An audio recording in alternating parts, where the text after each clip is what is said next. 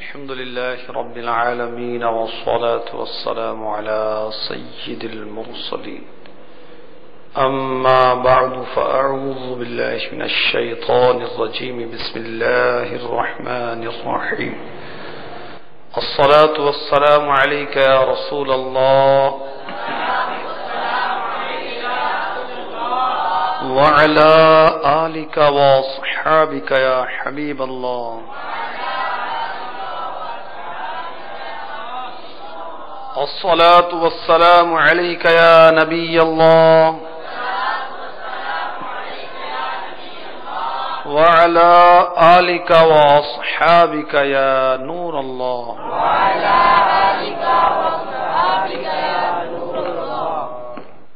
163 مدنی پھول. میرے شیخ طریقت نے اس میں بہت سی سنتیں جمع فرمائی ہیں اور ساتھ میں آداب بھی ہیں. اس میں جو درود پاک کی فضیلت ہے وہ سنیے. سرکار مدینہ راحت قلب و سینہ صاحب معطر پسینہ صلی اللہ تعالی علیہ وآلہ وسلم کا فرمان باقرینہ ہے: اے لوگو، بے شک بروز قیامت اس کی دہشتوں اور حساب کتاب سے جلد نجات پانے والا شخص وہ ہوگا جس نے تم میں سے مجھ پر دنیا کے اندر بکثرت درود شریف پڑھے ہوں گے. صلو علی الحبیب صلی اللہ تعالی علی محمد وعلی آلہ وصحبہ وبارک وسلم. میٹھے میٹھے اسلام بھائیوں، مدنی چینل کے ناظرین، کتاب اللہ کی باتیں سلسلے میں حاضری ہے. الحمدللہ عز وجل اس سلسلے میں قرآنی معلومات سیکھنے سکھانے کا موقع ہمیں ملتا ہے. پچھلے کئی سلسلوں سے ہم امثال قرآنی کے متعلق سن رہے ہیں. رب ذوالجلال عز وجل نے قرآن پاک میں جا بجا مثالیں ارشاد فرمائی ہیں، کیونکہ قرآن عربی زبان میں نازل ہوا اور اہل عرب کا یہ دستور تھا کہ وہ بات بات میں کہاوت بیان کرتے تھے، وہ مثل بیان کرتے تھے، مثال بیان کرتے تھے. تو اللہ تبارک و تعالی نے بھی قرآن پاک میں جا بجا مثالیں ارشاد فرمائی ہیں. آج انشاءاللہ عز و جل ہم سنیں گے کہ اللہ تبارک و تعالی نے دنیاوی زندگی کی جو مثال ارشاد فرمائی. پچھلے سلسلے میں زمین کی پیداوار کی دنیا کے ساتھ مثال اللہ تعالی نے ارشاد فرمائی، وہ ہم نے سنا تھا. آج انشاءاللہ عز و جل وہ دنیا کو اللہ تعالی نے پانی کے ساتھ تشبیہ دی، یہ سنیں گے. پہلے کچھ آئیے ہم اپنے ثواب کو بڑھانے کے لیے اچھی اچھی نیتیں کیے لیتے ہیں. فرمان مصطفیٰ صلی اللہ تعالی علیہ وآلہ وسلم: نیت المؤمن خیر من عملہ، مسلمان کی نیت اس کے عمل سے بہتر ہے. سب سے پہلے یہ نیت کیجئے کہ اللہ کی رضا کے لیے اچھی اچھی نیتیں کرتا ہوں، کیونکہ اللہ تعالی کی رضا کی نیت نہیں، اللہ تعالی کی رضا کی نیت نہیں تو عمل مردود ہو جاتا ہے، برباد ہو جاتا ہے، رد کر دیا جاتا ہے. تو اللہ تعالیٰ کی رضا سب سے پہلے. تو اللہ تعالیٰ کی رضا کے لیے، ثواب کے لیے اچھی اچھی نیتیں. اب مزید نیتیں کیجئے کہ تعظیم علم دین کی خاطر دوزانوں بیٹھوں گا، جیسے اتحیات کی حالت میں بیٹھتے ہیں. حاضرین ہاتھوں ہاتھ بیٹھ جائیں. مدنی چینل کے ناظرین جو سلسلہ دیکھ رہے ہیں وہ بھی اس طرح بیٹھ جائیں، اور بیٹھے بیٹھے، چلتے پھرتے، کھاتے پیتے، لیٹے لیٹے، بچوں سے باتیں کرتے ہوئے، ان کو اٹھاتے ہوئے، ان کو جھلاتے ہوئے، ان کو کھلاتے ہوئے سنیں گے تو پھر کچھ کا کچھ سمجھ میں آ سکتا ہے. اور میں نے پچھلے سلسلے میں بھی یہ مشورہ دیا تھا کہ ایک ڈائری آپ رکھیں. مدنی چینل تو ہر وقت علم دین کے مدنی پھول عنایت کرتا ہے. مختلف سلسلوں کے لیے آپ اوراق مخصوص کر لیں. کتاب اللہ کی باتیں، اس کے لیے بھی آپ کچھ پیجز جو ہیں وہ مخصوص کر لیں، اور اس میں جو معلومات لکھتے جائیں، کچھ عرصے میں آپ کے پاس معلومات کا خزانہ جمع ہو جائے گا. نہایت توجہ کے ساتھ اول تا آخر سلسلے میں شرکت کی نیت بھی کر لیجئے. اور یاد رکھیے کہ اچھی نیت کرتے وقت انشاءاللہ کہنا نبیوں کی سنت ہے. کہتے وقت یہ بھی ذہن میں رہے کہ میں انشاءاللہ کیوں کہہ رہا ہوں، نبیوں کی سنت ادا کر رہا ہوں، انشاءاللہ اس کا ثواب ملے گا۔ صلو علی الحبیب وغیرہ سن کر ثواب کمانے اور صدا لگانے والے کی دلجوئی کی خاطر نمایاں آواز سے جواب دوں گا۔ موقع کی مناسبت سے عز وجل صلی اللہ تعالی علیہ وآلہ وسلم رضی اللہ تعالی عنہ رحمۃ اللہ تعالی علیہ پڑھوں گا، اور بھی حسب حال جو اچھی نیتیں آپ کر سکتے ہیں کیجئے، انشاءاللہ عز وجل اس سے آپ کا ثواب بڑھ جائے گا۔ پارہ 15 سورہ کہف، یہ دنیا کی زندگی کی مثال خدائے ذوالجلال عز وجل ارشاد فرماتا ہے۔ سنی ترجمہ کنز الایمان، اور پھر انشاءاللہ عز وجل تفسیر خزائن العرفان۔ شیخ طریقت امیر اہل سنت حضرت علامہ مولانا محمد الیاس ستار قادری رضوی ضیائی دامت برکاتہ العالیہ نے 72 مدنی انعامات عنایت فرمائے ہیں۔ یہ ہے نیک بننے کا نسخہ۔ اس نیک بننے کے نسخے میں یہ بھی ہے کہ روزانہ 3 آیات ترجمہ اور تفسیر کے ساتھ پڑھیں۔ اللہ ہمیں نصیب فرمائے۔ تو میرے آقا اعلی حضرت ترجمہ فرماتے ہیں، زندگانی دنیا کی کہاوت بیان کرو۔ تفسیر، اے سید عالم صلی اللہ تعالی علیہ وسلم، جیسے ایک پانی ہم نے آسمان سے اتارا تو اس کے سبب زمین کا سبزہ گھنا ہو کر نکلا، زیادہ نکلا۔ تفسیر، زمین تر و تازہ ہوئی، پھر قریب ہی ایسا ہوا، ترجمہ، کہ سوکھی گھاس ہو گیا جسے ہوائیں اڑائیں۔ تفسیر، اور پراگندہ کر دیں نہیں منتشر کر دیں، بکھیر دیں۔ اور اللہ ہر چیز پر قابو والا ہے۔ تفسیر، پیدا کرنے پر بھی اور فنا کرنے پر بھی۔ صدر الافاضل حضرت علامہ مولانا مفتی محمد نعیم الدین مراد آبادی علی رحمۃ اللہ الہادی خزائن العرفان میں فرماتے ہیں، اس آیت میں دنیا کی تری و تازگی، بہجت و شادمانی، خوشی و مسرت، اور اس کے فنا و ہلاک ہونے کی سبزے سے تمثیل فرمائی گئی کہ جس طرح سبزہ شاداب ہو کر فنا ہو جاتا ہے اور اس کا نام و نشان باقی نہیں رہتا، یہی حالت دنیا کی حالت بے اعتبار کی ہے۔ اس پر مغرور و شیدا ہونا عقل کا کام نہیں۔ ٹھیک سمجھ میں آیا میٹھے میٹھے اسلام بھائیوں، مدنی چینل کے ناظرین، کہ یہاں ہمیں کیا سمجھایا گیا کہ جس طرح سبزہ بہت کھلتا ہے، شاداب ہوتا ہے، بڑی اس پر وہ ایک رنگ آتا ہے، مگر آخری کار فنا ہو جاتا ہے، نام و نشان اس کا مٹ جاتا ہے، تو یہی حالت دنیا کی ہے جس کا کوئی اعتبار نہیں، تو اس میں عقل نہیں ہے کہ جو اس دنیا پر مغرور ہو، شیدا ہو جائے، شیفتہ ہو جائے، عاشق ہو جائے۔ اللہ اکبر۔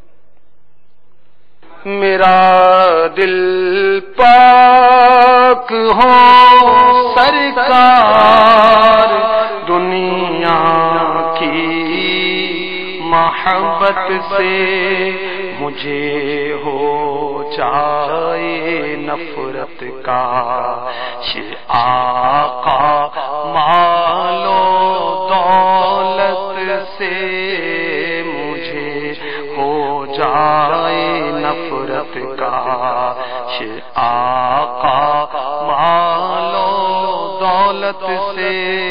آمین آمین۔ صلو علی الحبیب صلی اللہ تعالی علی محمد وعلی آلہ وصحبہ وبارک وسلم۔ سورہ کہف کی 15ویں آیت میں دنیا کو پانی کے ساتھ تشبیہ دی گئی۔ اس کی وجوہات کیا ہیں؟ علماء نے بڑے پیارے پیارے مدنی پھول عنایت فرمائے، آئیے میں پیش کرتا ہوں، آپ چن لیجیے۔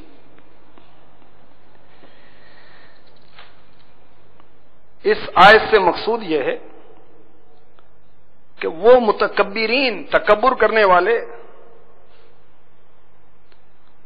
جو دنیا پر بڑے متکبر ہیں اور غریب مسلمانوں کے ساتھ بیٹھنا توہین سمجھتے ہیں، غریبوں کے ساتھ بیٹھنا باعث عار و شرم سمجھتے ہیں، ان کے سامنے دنیا کی حقارت بتائی جائے کہ اس کی کوئی حقیقت نہیں دنیا کی، اس کی بے مائگی اور بے ثباتی کی مثال کے ذریعے بتائی گئی، اور اللہ تبارک و تعالیٰ نے اپنے محبوب کو ارشاد فرمایا کہ تم ان کو سمجھا۔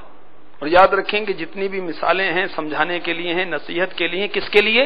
ہمارے لیے۔ اللہ تعالیٰ نے اپنے محبوب کو سمجھانے کے لیے یہ مثالیں ارشاد نہیں فرمائی، کیونکہ اس کے محبوب علیہ الصلوۃ والسلام اس کی عطا سے سمجھے ہوئے ہی دنیا میں تشریف لائے۔ تو اس آیت میں وہ دنیا کو پانی کے ساتھ تشبیہ دی گئی، تو اللہ تعالیٰ نے دنیا کو پانی کے ساتھ تشبیہ دی۔ پانی اور دنیا میں چند وجوہات کی بنا پر مناسبت ہے۔ وہ کیا مناسبت ہے سنیے، انشاءاللہ آپ کے دماغ کے دریچے کھل جائیں گے۔ نمبر 1، پانی ایک کیفیت میں، ایک حالت میں نہیں رہتا، اسی طرح دنیا بھی ایک کیفیت اور ایک حالت پر برقرار نہیں رہتی۔ نمبر 2، کوئی شخص اس پر قادر نہیں ہے کہ پانی میں داخل تو ہو مگر وہ بھیگنے سے بچ جائے، اسی طرح کوئی شخص قادر نہیں کہ دنیا میں داخل ہو اور دنیا کے فتنوں سے بچ جائے، دنیا کی آفتوں سے بچ جائے۔ نمبر 3، جب پانی کو بقدر ضرورت باغات میں ڈالا جائے، کھیتوں میں ڈالا جائے، تو یہ پانی باغات کے لیے، کھیتوں کے لیے نفع بخش ہے، اس کی رویدگی بڑھاتا ہے، اور اگر انہی باغوں میں اور کھیتوں میں ضرورت سے زیادہ پانی ڈال دیا جائے تو یہ باغ اور کھیت برباد ہو جائیں گے، تباہ ہو جائیں گے۔ جیسے دریاؤں کے سیلاب آتے ہیں تو سب بہہ جاتا ہے، حالانکہ پانی زیادہ آیا، پانی کی ضرورت ہے، مگر جب زیادہ آ جاتا ہے تو وہ سب کچھ بہہ جاتا ہے، برباد ہو جاتا ہے۔ اسی طرح جب دنیا کے مال و متاع کو بقدر ضرورت لیا جائے، بقدر حاجت لیا جائے، تو یہ دنیا کا مال و متاع جو ہے یہ مفید ہے، یہ نفع بخش ہے۔ اور جب انسان دنیا کو اپنی ضروریات سے زیادہ لے گا تو یہ دنیا اس کے لیے فتنے کا سبب ہے، فساد کا سبب ہے۔ تو اس وجہ سے اللہ تبارک و تعالی نے دنیاوی زندگی کو پانی سے تشبیہ دی۔ آئیے مزید آیت سنیے جو سورہ حدید 27 پارہ کی آیت نمبر 20 ہے، اس میں بھی وہ دنیا کی زندگی کو مثال کے ذریعے ہمارے رب عز و جل نے ہمیں سمجھایا۔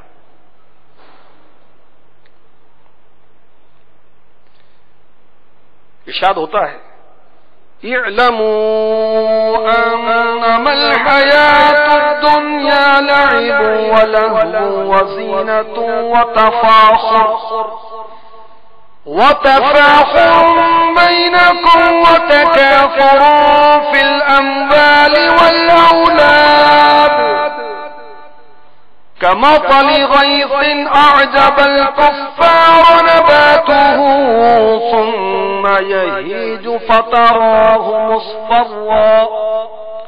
مصفرا ثم يكون حطاما وفي الآخرة عذاب شديد ومغفرة من الله ورضوان وما الحياة الدنيا إلا متاع الغرور۔ ترجمہ کنز الایمان، جان لو کہ دنیا کی زندگی تو نہیں مگر کھیل کود۔ تفسیر خزائن العرفان، جس میں وقت ضائع کرنے کے سوا کچھ حاصل نہیں۔ جان لو کہ دنیا کی زندگی تو نہیں مگر کھیل کود اور آرائش، اور تمہارا آپس میں بڑائی مارنا، اور مال اور اولاد میں ایک دوسرے پر زیادتی چاہنا، تفسیر خزائن العرفان. اور ان چیزوں میں مشغول رہنا اور ان سے دل لگانا دنیا ہے. کیا ہے دنیا؟ صدر الافاضل فرما رہے ہیں آرائش، زینت، آپس میں بڑائی مارنا، مال اولاد پر ایک دوسرے پر زیادتی چاہنا، اس میں مشغول رہنا، ان سے دل لگانا، یہ دنیا ہے. لیکن طاعتیں اور عبادتیں اور وہ چیزیں کہ طاعت پر معین ہوں، مددگار ہوں، اور وہ امور آخرت سے ہیں. اب اس زندگانی دنیا کی ایک مثال ارشاد فرمائی جاتی ہے. ترجمہ: اس می کی طرح جس کا اگایا سبزہ کسانوں کو بھایا پھر سوکھا. تفسیر: اس کی سبزی جاتی رہی، پیلا پڑ گیا کسی آفت سماوی یا عرضی سے. ترجمہ: کہ تو اسے زرد دیکھے پھر روندن یعنی پامال کیا ہوا ہو گیا. تفسیر: ریزہ ریزہ. یہی حال دنیا کی زندگی کا ہے جس پر طالب دنیا بہت خوش ہوتا ہے اور اس کے ساتھ بہت سی امیدیں رکھتا ہے، وہ نہایت جلد گزر جاتی ہے. اور آخرت میں سخت عذاب ہے. کس کو عذاب ہے؟ سنیے تفسیر. اس کے لیے جو دنیا کا طالب ہو اور زندگی لہو و لعب میں گزارے اور وہ آخرت کی پرواہ نہ کرے، ایسا حال کافر کا ہوتا ہے.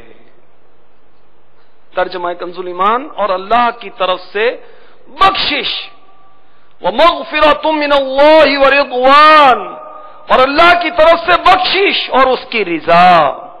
تفسیر: جس نے دنیا کو آخرت پر ترجیح نہ دی اس کے لیے کیا ہے؟ جو آخرت کو ترجیح دیتا، دنیا کو ترجیح نہیں دیتا، اس کے لیے کیا ہے؟ اللہ کی طرف سے بخشش اور اللہ تعالی کی رضا. وَمَا الْحَيَاةُ الدُّنْيَا إِلَّا مَتَاعُ الْغُرُورِ، اور دنیا کا جینا تو نہیں مگر دھوکے کا مال. تفسیر: یہ اس کے لیے ہے جو دنیا ہی کا ہو جائے اور اس پر بھروسہ کر لے، یعنی دنیا پر بھروسہ کر لے اور آخرت کی فکر نہ کرے. اور جو شخص دنیا میں آخرت کا طالب ہے اور اسباب دنیاوی سے آخرت ہی کے لیے علاقہ رکھے.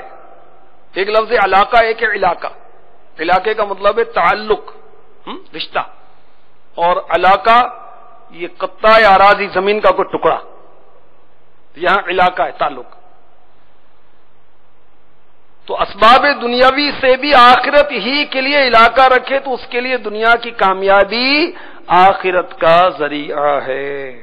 صدر الافاضل لکھتے ہیں حضرت ذوالنون رضی اللہ تعالی عنہ نے فرمایا: ایک گروہ مریدین دنیا طلب نہ کرو، اور اگر طلب کرو تو اس سے محبت نہ کرو. توشہ یہاں سے لو، آرام گاہ اور ہے.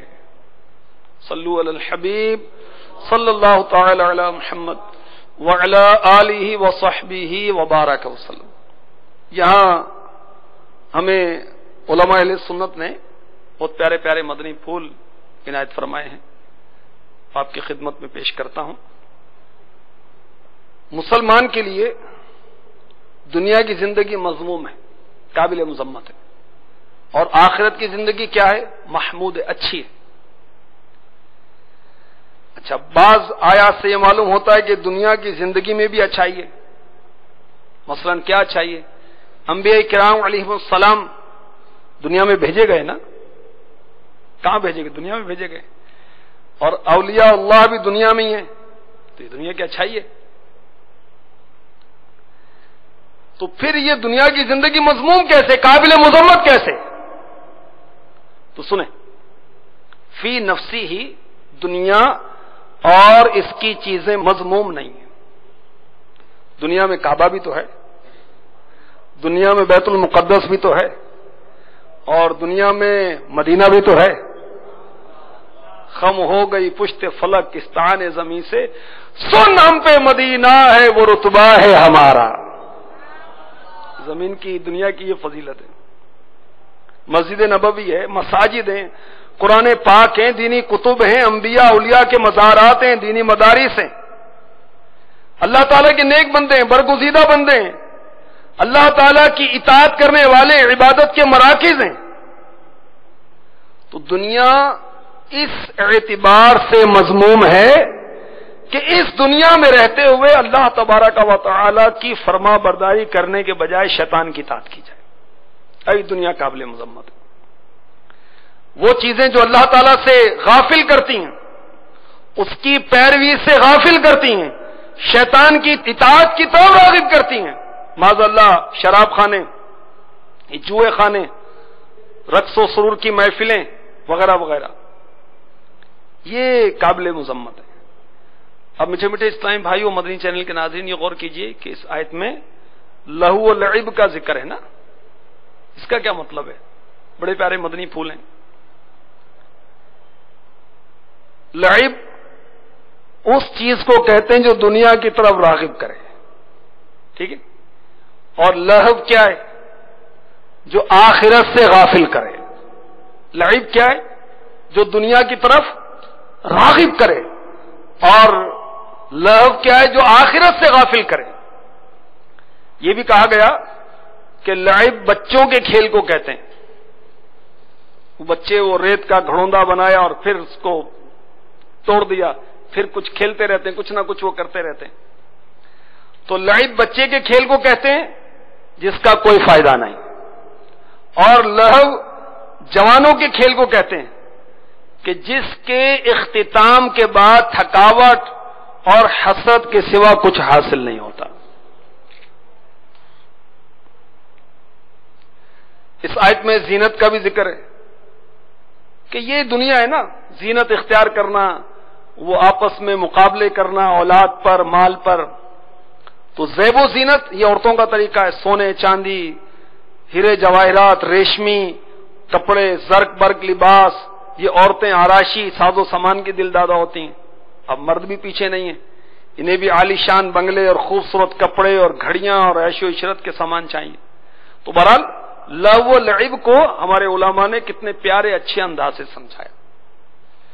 تو اللہ تبارک و تعالی ہمارے دل کو دنیا کی محبت سے پاک فرما دے، ہمیں آخرت کی وہ اعلیٰ سوچ عطا فرما دے. اور بھی علماء نے بہت پیارے مدنی پھول عنایت فرمائے. آئیے میں پیش کرتا ہوں آپ کی خدمت میں. آپ درود پاک پڑھیے. صلی اللہ علیہ سیدنا مولانا محمد. اس آیت میں دنیاوی زندگی کی حقیقت کو ایک مثال کے ذریعے واضح کیا گیا. بارش برستی ہے، فصلیں لہلہانا شروع کر دیتی ہیں. اب فصلوں میں سرسبزی آتی ہے، شادابی آتی ہے، مالک خوشی سے پھولے نہیں سماتا. اب دیکھتے دیکھتے ان فصلوں میں تازگی کم ہوتی ہے، پھر وہ خشک ہو جاتی ہیں، ان کا رنگ زرد پڑ جاتا، پھر ریزہ ریزہ ہو کر بکھر جاتی ہیں. یہی حال انسان کی دنیاوی زندگی کا ہے. عہد شباب کا آغاز ہوتا ہے، نوجوانی کا آغاز. انسان کا چہرہ دلکش ہو جاتا ہے، چہرہ دلکش اور جسم قوت والا، توانا. اب جوانی بڑھاپے کی طرف بڑھتی ہے تو رنگت بدلنے لگتی ہے، چہرے پر جھریاں پڑ جاتی ہیں، ہاتھ پاؤں میں قوت وہ کم ہو جاتی ہے، دل کے ولولے جوش یہ ٹھنڈے پڑ جاتے ہیں.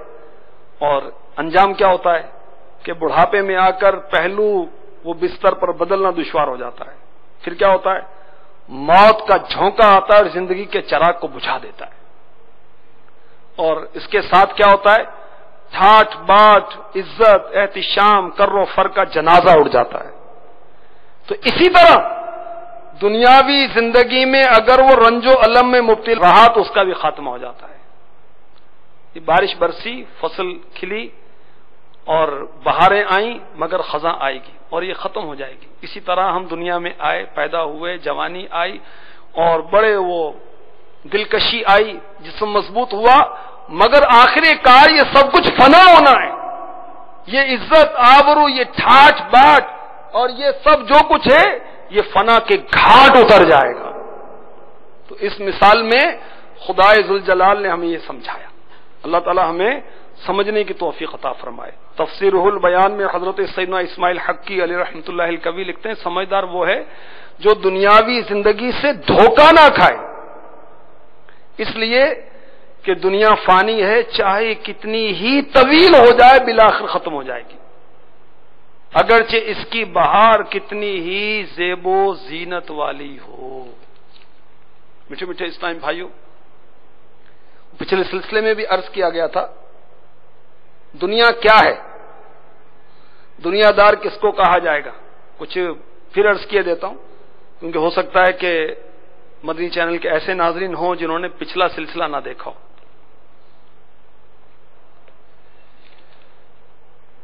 دنیا کے لغوی معنی ہیں قریب۔ دنیا کو دنیا اس لیے کہتے ہیں کہ آخرت کی نسبت انسان سے زیادہ قریب ہے، یا پھر اس کو اس لیے دنیا کہتے ہیں کہ یہ خواہشات سے زیادہ قریب ہے، یہ لذات کے سبب دل سے زیادہ قریب ہے، اس لیے اس کو دنیا کہتے ہیں۔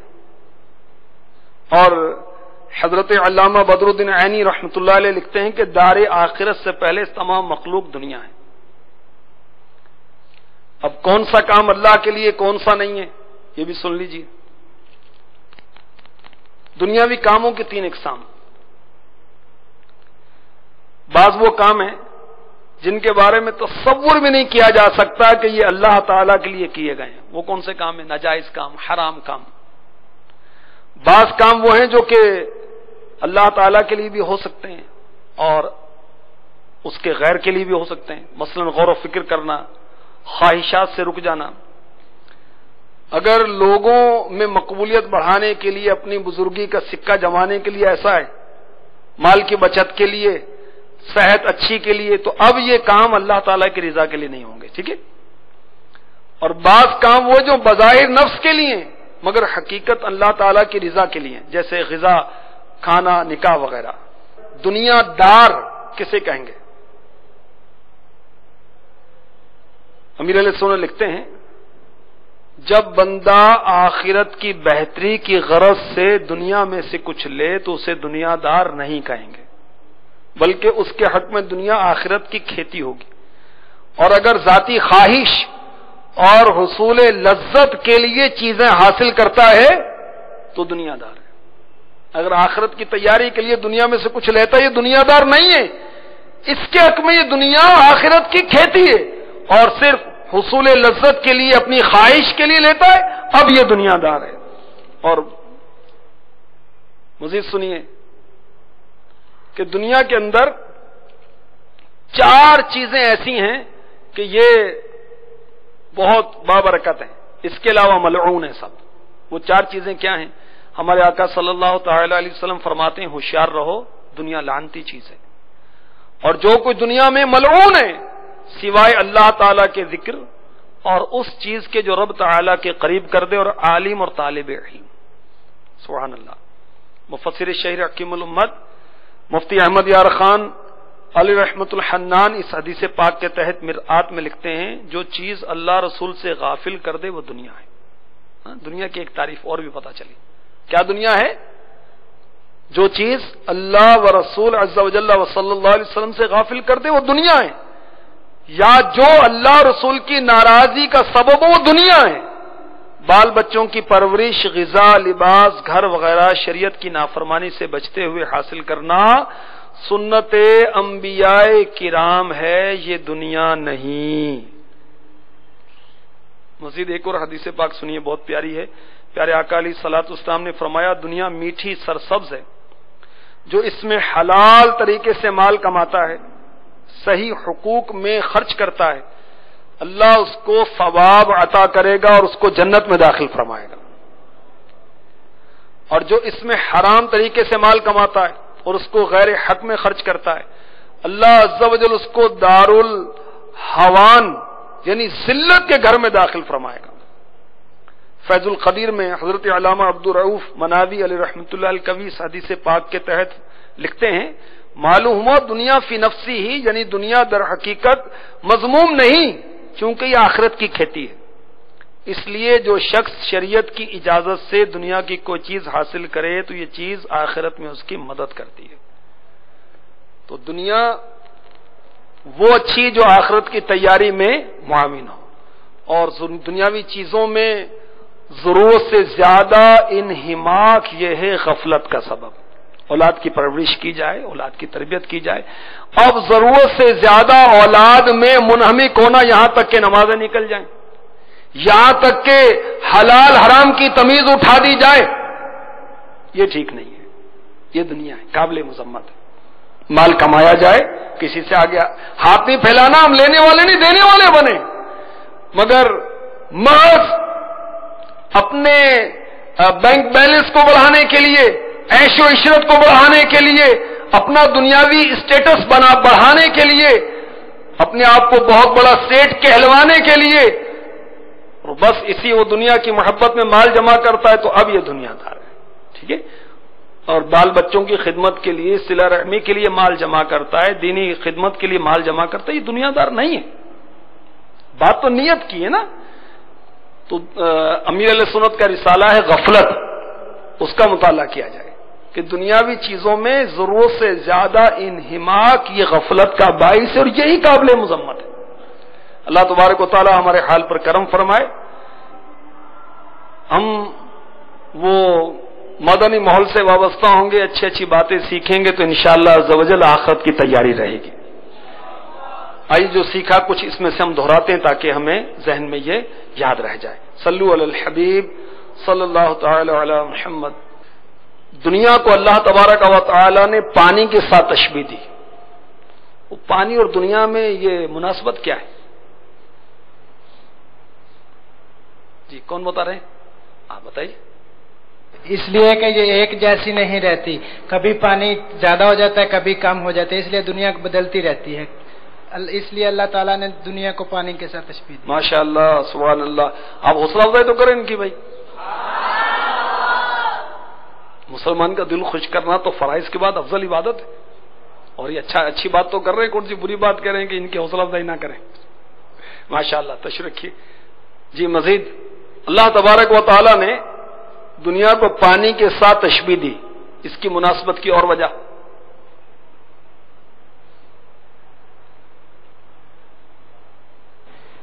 جس سے اللہ تبارک و تعالیٰ نے دنیا کو پانی کی تشبیہ دی ہے. بھئی پانی جب کھیت میں ڈالا جائے، کھیت کے مطابق ڈالا جائے تو اس میں نفع بخش ہے، جگہ اس سے زیادہ ڈالا جائے تو وہ نقصان دہ ہے. اسی طرح دنیا کا بقدر ضرورت تو وہ نفع بخش ہے، اگر اس سے زیادہ ہوگا تو فتنوں میں پڑ جائے گا. مسلمان کے لیے دنیا کی زندگی مذموم ہے، قابل مذمت ہے، اور آخرت اچھی ہے، محمود ہے. اس کی کیا وجہ ہے؟ حالانکہ دنیا کے اندر تو انبیاء کرام کو بھیجا گیا، اولیاء کرام ہیں، دنیا کے اندر کعبہ ہے، دنیا میں مدینہ ہے، مکہ ہے، بیت المقدس ہے، مساجد ہیں، قرآن پاک ہیں، اللہ کے نیک لوگ ہیں، پھر دنیا قابل مذمت کیوں ہے؟ جی اس لیے دنیا مذموم ہے کہ اللہ تعالی کے علاوہ اللہ تعالی کے بجائے شیطان کی فرمانبرداری کی جائے. ہاں ٹھیک ہے. صلو علی الحبیب صلی اللہ تعالی علیہ وسلم. لعب کا کیا مطلب ہے؟ جی جو دنیا کی طرف راغب کرے، ہاں اس چیز کو لعب کہتے ہیں. ماشاءاللہ، درست جواب دیا آپ نے. اور لہو کسے کہتے ہیں؟ جو آخرت سے غافل کرے، اس کو لہو کہتے ہیں. اس کو لہو کہتے ہیں. ٹھیک. جیسے اعلیٰ حضرت نے فرمایا نا، دن لہو میں کھونا تجھے، شب صبح تک سونا تجھے. شرم نبی، خوف خدا، یہ بھی نہیں وہ بھی نہیں. اچھا، ایک قول یہ بھی ہے کہ لعب کس کے کھیل کو کہتے ہیں؟ جی بتائیں. بچوں کے کھیل کو کہتے ہیں، اس لیے کہ اس کا کوئی فائدہ نہیں ہے. ماشاءاللہ. اچھا، لہو